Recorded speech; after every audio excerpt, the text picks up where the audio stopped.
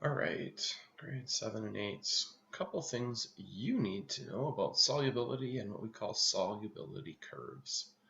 These are not super difficult. This particular one is annoying only because it has like 10 different lines on it, but it's reasonably color coded, and the one that you're going to get in your assignment is slightly less complicated than this. Couple things. The main point here, though, is that solubility depends on temperature. Now, what that means is that for most things, as the temperature goes up, the solubility goes up. However, there are 3 chemicals on this graph whose solubility decreases as temperature increases. Can you find those? Pause your video real quick and find those. All right.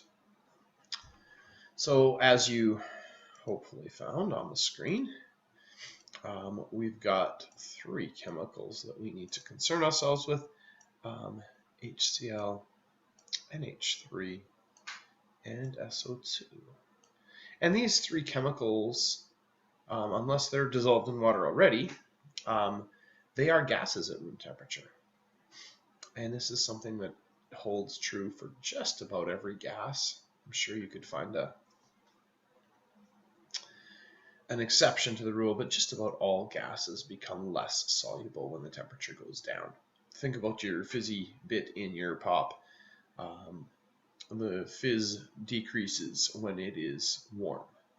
Right, so a warm can of Coke that's been sitting open for a while will have less fizz than a cold can of Coke staying open for the same amount of time. All right, that's the first thing. The second thing here is basically you need to just look at,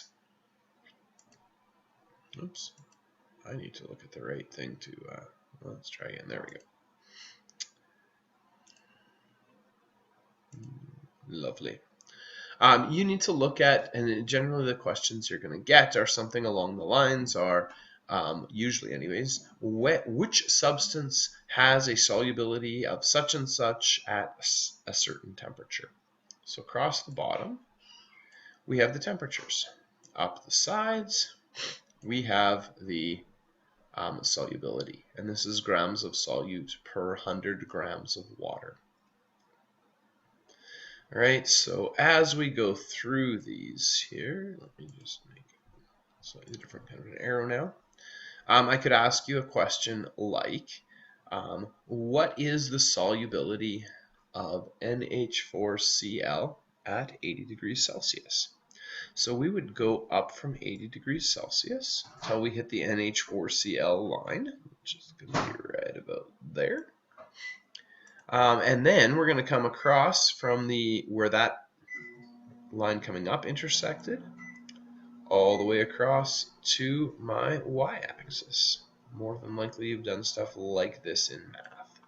So that particular one we're looking at somewhere above 65, so maybe 67, 68 grams of solute per 100 grams of water. Quick thing about 100 grams of water. One of the fun things about water is that 100 grams of water is the same as 100 milliliters. All right. The other kind of question that you could maybe get would be, at what temperature could you dissolve 120 grams of KNO3? And we come over from 120, find our KNO3 line, there it is. And then we're going to come all the way down to the bottom. This was not on purpose that I gave you 2 that were between 60 and 70, but that works as well. Somewhere less than 65, so about 64, maybe 63 degrees Celsius. All right, that's the type of thing that you need to be able to do reading these graphs.